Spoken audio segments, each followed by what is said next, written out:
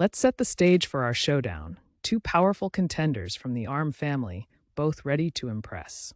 Computers in use are systems, combinations of hardware and software. And on each of these boards, I'm going to be using the operating system, which is the one supplied and intended to be used and supported most by the manufacturer, which should have the best drivers for the boards.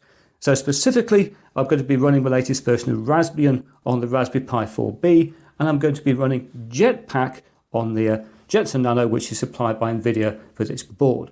And both of these are ARM-based Linux distributions, which are based on Debian.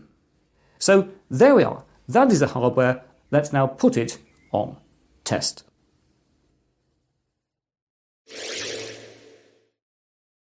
Right, here we are in Raspbian on the Raspberry Pi 4B and in Jetpack on the Jetson Nano. And it's worth pointing out that Jetpack is a 64-bit operating system, while the latest version of Raspbian remains 32-bit for backwards compatibility with previous Pis. Anyway, let's get going with our first performance test, which is going to be this, the Octane web browser performance benchmark, which we're running in Chromium. Now, as you can see, Octane runs a range of tests, and in particular, tests out JavaScript. Now that we have set up our systems, let's dive into the juicy details of performance. And as you can see, we have a very significant number of dropped frames.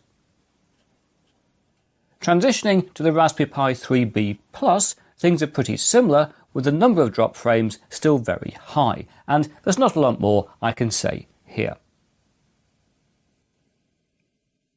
If we now move to the Raspberry Pi 4B, Playback I think looks a little better, although we've still got a great many dropped frames.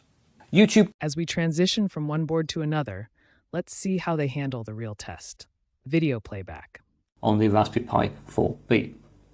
Anyway, let's transition to the Jetson Nano so we can play a video clip over here. And again, you'll see I've got the system monitor running so we can see a CPU usage. And we've got the same test clip, which I'll run up there.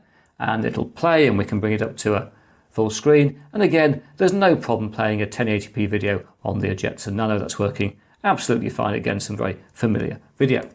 And if I just flick it like that and bring up the monitor, you can see that again, the CPU is relatively busy playing this video. Not as busy as it was on the Raspberry Pi 4B, but I do suspect again that we're not using hardware accelerated video playback here. We're not using the GPU, we're using the CPU to play this video.